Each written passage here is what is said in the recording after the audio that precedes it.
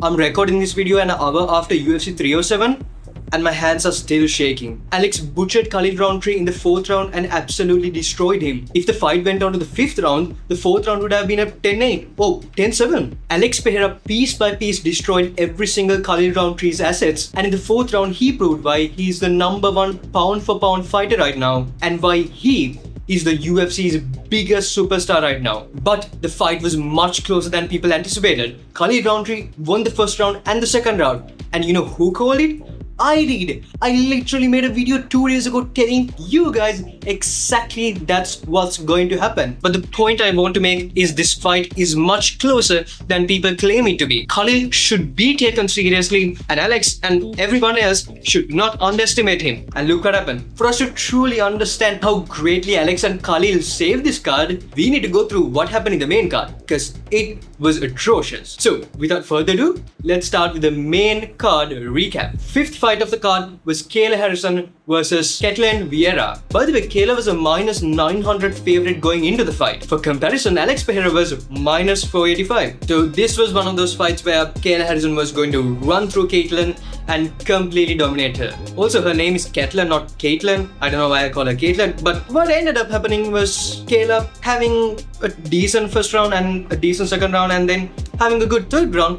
But it was not a domination. Technically, she won all the 3 rounds, but the skill gap was much closer. Ketlen hanged in there with Kayla on the feet, and even when she was taken down, she got back up pretty quickly. And Kayla tried to judo throw Ketlen multiple times, but only was successful with a couple of them. I still do not think Kayla is at all overrated. I think she's probably the best woman in the bantamweight division right now. But I do believe this fight helped a lot of people see through the hype and realize she's a good fighter, but not a really insanely good fighter in every single aspect of MMA that is going to run through the bantamweight division super easily. That being said, I am more than happy to have her as the champion in the women's bantamweight division rather than anyone else. So please, UFC, give her the title next, and I'm more than happy to have her as the champion compared to Juliana Pena. Now, let's move on to the 4th fight, Kevin Holland versus Roman Dolidze. The moment Roman Dolidze took down Kevin Holland, I just went, oh sh**.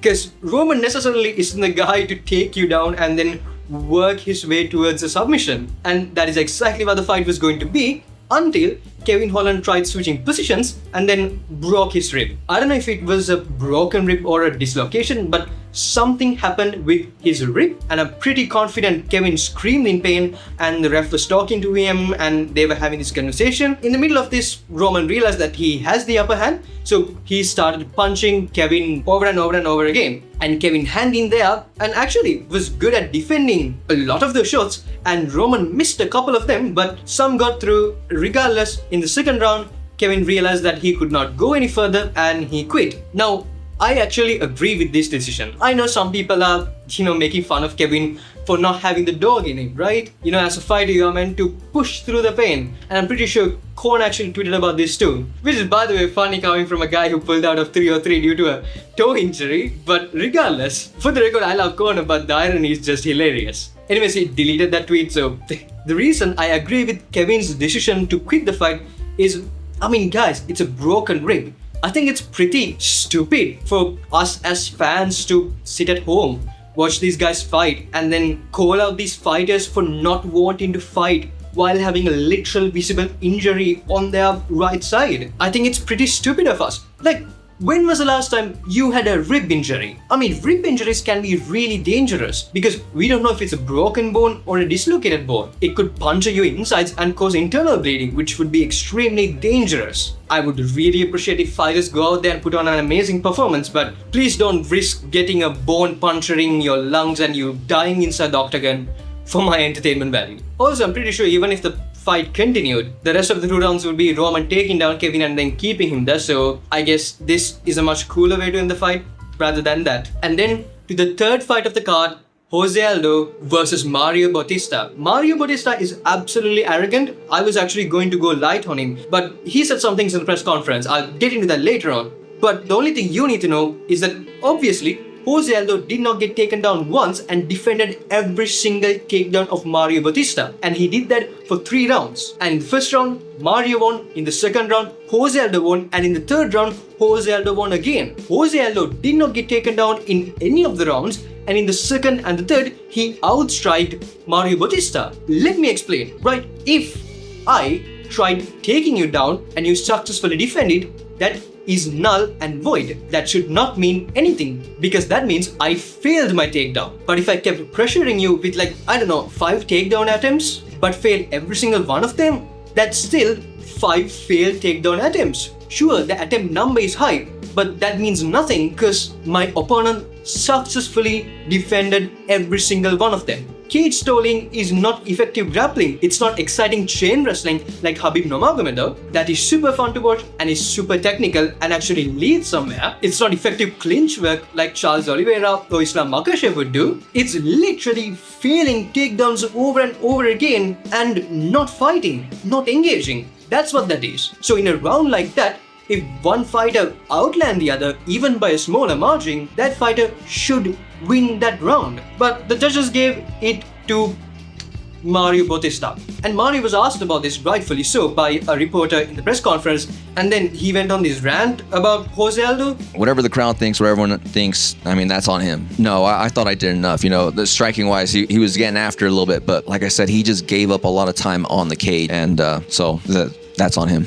What an absolute prick. What an absolute arrogant response. Dude, you didn't even fight. All you did was panic wrestle, cage stall a 40-year-old. Yes, Jose Aldo's age is legally 38, but he's actually not 38. You know what? I'll tell you that story right now quickly. So Jose Aldo grew up in favelas, right? It's a poverty-rich area which a lot of people don't have access to birth certificates, and those legal documents at birth is not a thing. And when he got popular and started to fight, he had to make those legal documents, and he just basically said random age. For example, people like Gilbert Burns are technically much younger than Jose Aldo, but because of this legal age, Gilbert Burns is actually on par with Jose Aldo's age. And the fact that Jose Aldo is much older than 38 is kind of a public secret actually. Anyways, the point is Mario Bautista had to do all that to win a fight against a potential 42-year-old man, and he still needed judges' biases to win a robbed victory over Jose Aldo. And even after all that, he still had the arrogance to go to the press conference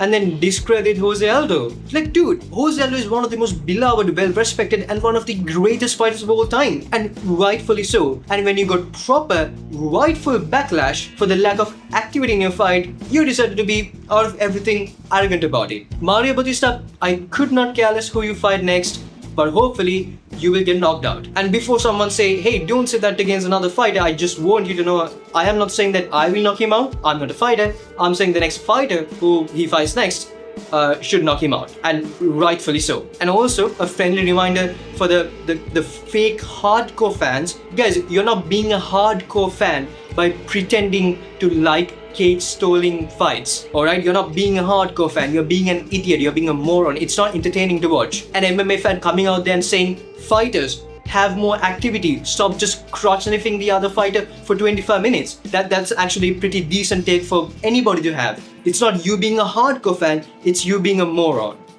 So Mario Bautista, hopefully you will get knocked out the next time. And then the second fight, Raquel Pennington versus Juliana Pena. I could not care less about this fight until the press conference, and they started yapping at each other, and the fight actually was it was meh. The first round, really bunch of nothing. The second round was also meh. In the third round, however, there was good ground activity and there was a nice submission attempt. And in the fourth and the fifth, it was actually good. In the fourth round, Raquel Pennington knocked down Juliana Pena. Fun fact, this is actually the first time Raquel Pennington knocked somebody down in the 19 fights in her UFC career. And before all you guys go, oh my god, how bad she is, let me put that into comparison. One knockdown, which by the way Raquel Pennington has, is literally more than the number of knockdowns Belal Muhammad has. And to show how pathetic the current state of entertainment value is, one knockdown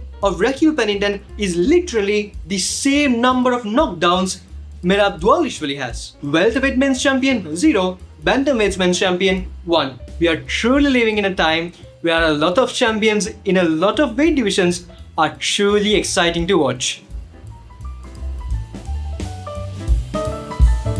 Anyways, the fifth goes on. I thought Raquel Pennington was the better woman, and so did everybody else. Everybody gave this fight 48-47 to Raquel Pennington, but the judges, as usual, was on track and they got it wrong. They gave the fight 48-47 to Juliana Pena. The woman who doesn't know the basics of punching is right now women's bantamweight champion. For a second, let's talk about Juliana Pena's striking. It's awful. It's genuinely awful. She's really bad when it comes to everything technical. I mean, for fuck's sake, guys, she closes her eyes when she throws punches. But no, she is the UFC Women's Bantamweight Champion. And this is why soon as this fight ended, I tweeted this. Just give the belt to Kayla Harrison and give her the title shot next, because at least we will have a woman who is a two-time judo Olympic gold medalist and actually has really solid skills overall and is great at judo. And she's actually pretty exciting to watch. By the way, check my Twitter account out. The link is in the description. If there's something really cool happening in the MMA space, I usually talk about it over there. And this is the entire main card from the fifth fight to the co-main. Alex Pereira, Khalil Rountree is walking into an event in which the main card consisted of a female mixed martial artist who was -900 favorite, performing like a -200, a fight that ended with a non-brutal but a decent injury, and an absolute snooze fest and an arrogant prick winning over Jose Aldo, and an actual robbery, and then another robbery of 25 minutes. And this is right now on track to be one of the worst pay-per-view events of all time in the UFC history. And then Alex walked out. By the way, cool as walkout, and it's always incredible to see him do the whole bow and arrow thing. It's pretty cool. And then Alex goes in there with Khalil Rountree and they exchange blows. And this, ladies and gentlemen, is one of the best fights I have ever seen in my life. Going into the fight, I knew this was not a one-sided fight for Alex Pereira. The precise point I want to make is that this is not a one-sided performance. This is more of a 60-40 fight, or maybe like 65-35. Khalil Rountree is just as good as any of the previous opponents Alex Pereira fought in the last couple of years. I mentioned the more the fight goes on, the more it will favor Alex Pereira with damage and cardio.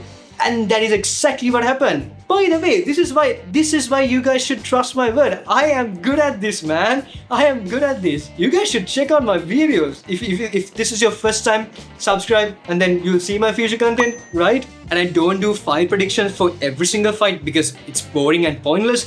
But for important fights, I do a thorough research. Alex early on knew that Khalil had power because he was caught multiple times in the first round. Alex lost the first round, and in the second round he lost again. And the second round, it was not just him losing, he got dropped. He got dropped by Khalil Rountree. Alex went for a head kick, failed, and Khalil landed that right hook. And at the end of that second round, Khalil landed another head kick, which Alex, by the way, ate clean. I genuinely for a split second thought, oh my goodness, Khalil Rountree knocked Alex out, but Alex has an incredible chin. The middleweight chin was kind of sus. He had to cut a lot of weight, but right now in the light heavyweight, dude has a solid chin. I mean, he was eating Khalil's most powerful shots over and over again for 2 rounds. And in the third, he was the better man. He had the better cardio, he had the more powerful shots, and he was the cleaner striker and he was landing more. And the fourth, well, Alex completely unleashed. Alex was systematically, piece by piece, cutting Khalil open, destroying his legs, calves. I mean, calves are in the leg. I don't know why I had to say it twice, but like specifically calves and then legs as a whole. And then shots to the body, the jab. He was working those elements slowly, bit by bit. In the third, increased his pace, and the fourth, he had done so much work. Slowly over time, Khalil was cut open multiple times. He was severely damaged, and Alex increased his pace bit by bit. And then at the end, he landed some nasty body shots. Khalil's body just basically gave up. He dropped to the floor and Alex didn't even land a follow-up shot. Khalil was just completely gone. He just wanted to end the fight. And man, what a performance that was. Because at any moment in that fight, Khalil could have knocked out Alex, and he came close to doing that. And Alex could have done that. This is not Raquel Pennington versus Juliana Pena, where I could not care less about. This was one of the most gut-wrenching, heart-pounding fights because I knew the risk going for it, you knew the risk going for it. At any moment, anything could happen, at any round, at any second. And I was literally shaking with sheer adrenaline running through my veins because we were literally one shot away from either of these guys KOing each other clean out. And oh man, it absolutely delivered. It absolutely delivered. Before I started glazing Alex Pereira, I want to give a huge shout out to Khalil Rountree. I was a huge fan of Khalil Rountree. I mean, I think he lost the Dustin Jacoby fight. I think that was a robbery decision. However, I still appreciated the gut of his. I still appreciate the performance he put inside the octagon and his backstory. If you know, you know. His own father was murdered when he was really young. He had severe addictions. He had severe problems. He was a 300-pound man and he was struggling throughout his entire life. And that man wanted to change things, and he did change things. And he was working to improve himself every single day, and he was bettering himself. And he went inside the octagon while being the number 8 ranked light heavyweight fighter, while everybody was calling it, including me, was calling it an undeserved title shot, and put his best performance and gave Alex Pereira the toughest fight yet in his light heavyweight career. He was outlanding, outstriking Alex Pereira in the first and the second, and even in the third and even in the fourth. He was still not quitting. He was mentally still not quitting. It's just his body gave up. And you know, even though how tough you are, if your hand's not moving, there really isn't anything you can do. And Khalil, sir, you are an absolute warrior. And I know your dad is not with you right now, but if he was alive or wherever he is, I know for a fact that he's really proud of you because you are an absolute warrior. I do not care who you fight next. I am more than looking forward to that fight, and I want nothing but the best for you. And thank you for that wonderful, once in a lifetime performance. That was absolute class. I mean, I don't even need to tell more about Alex Pereira. I want him to fight Magomed Ankalaev, and I want him to run through Magomed, and I want him to fight a couple of more guys, maybe go back down to middleweight, or maybe Drikas can come to light heavyweight. Whatever it is, I want this man, Alex Pereira, to go down as the greatest mixed martial artist of all time. Because if there's one person who's truly deserving of that title, I mean, dude fought 3 times this year. 3 times. All 3 of them being title defenses. Defended against Jamal Hill, defended against Yuri for the 2nd time, and now against Khalil Rountree. And he's always exciting and he's always delivering. And if there's truly one person who I genuinely want to be the GOAT, it's him. Also important to note that he's 37. That's pretty old. So we are not going to see Alex Pereira for a really long time, guys. You're witnessing history, and don't be surprised if he actually retires from MMA in about 2 years. Usually this is the time period where guys like these gets their age caught up on them and, you know, go on losing streaks. So it's coming one point or the other, and till that moment comes, I want this guy to dominate everybody in any path he goes down and go down as the greatest of all time. And today was one step closer to that goal, and I can guarantee you the Khalil Rountree victory is going to age like fine wine. Now let's score the events. Yes, I'm going to score every single UFC event. Let's go. Early prelims had only 3 fights. Yes, literally just 3 fights. And 2 of those were submissions. Ryan Spann and Cord Maggie both submitted their opponents, both in the first round, and both had great performances. Ryan Spann, by the way, won the performance of the night bonus too, so kudos. And Carlos Presa versus Tisha Pennington was also in the early prelims. Carlos Presa actually won this fight, but got robbed because, you know, the judges are on crack as always. Anyways, she retired. Good luck, Carla. I will absolutely never will forgive you for the atrocious performance you put against Rose Namajunas. You had a good UFC career and you had a couple of notable moments, though some of them were really boring. However, we know the reason why you are quitting your UFC career is to take care of a kid and be a better mother. You know, that's something I can always cheer for. So hopefully you will have a good life ahead with your kid and the rest of your family. And whatever it is, I hope nothing but the best for you. And I'm not gonna score the early prelims. I mean, if I have to give it a score, I would give it an 8 out of 10. But there are only 3 fights. I mean, there really isn't anything to score there. Prelims was actually pretty interesting. 4 fights. Once again, no 5, just 4. And only one of them was a finish, which was the Joaquin Buckley versus Stephen Thompson fight. The literal fight in which I didn't want any of them getting knocked out because I actually kind of like both of them. yeah, I mean, Steven got knocked out. He was a nice guy, probably the most wholesome fighter in the roster. And he was the one to get knocked out by that leaping entire body to the power shot hook by Joaquin Buckley that knocked him out clean. Pretty sure almost everybody in the welterweight division would have been absolutely slapped by that shot. And then the rest of the fights were Cesar Almeida versus Ihor Potieria, the Ukrainian fighter.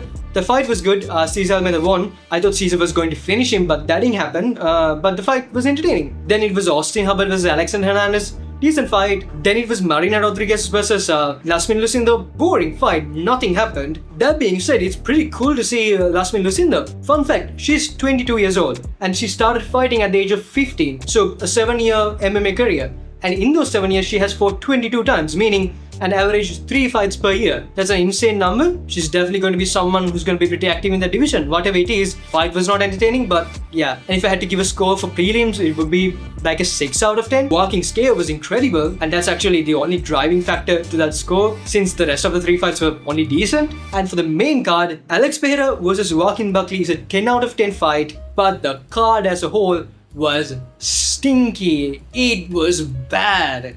I mean, that's like a 3 out of 10 card, guys. Like a 3 out of 10 card. Alex Pereira versus Khalil Rountree is in this card, and if you were to evaluate the entire card as a whole, that fight gets included in this, and that is one of the greatest fights ever. So overall, I'll give the main card a 6 out of 10, with 3 of those points being single-handedly driven by Alex and Khalil. And the final score to the entire event would be a decent 7 out of 10. Remove Alex versus Khalil, this is a 5 out of 10 event, but since that is included, this is a 7 out of 10 event. And yeah, that's it, folks. Next weekend we got Brandon Royval versus Tatsuro Taira. Tatsuro is undefeated, a Japanese prospect, and can't wait to see what he does to Brandon Royval in the next weekend. And hey, if you enjoyed this video, please consider liking the video. It helps this video out a lot, because then YouTube pushes this video out for more people. And if you want to not miss out on my future videos, by the way, I consistently upload, so subscribe, and then YouTube will recommend my future videos to you. In the meantime, check out this video. This is a video I made about MMA media. Why do the reporters keep asking bad and just incorrect questions? And what can we do to fix it? And how can we improve it further? And also, obviously, why is it happening? Anyways, check that video out in the meantime, and I will see you with a brand new video in a couple of days.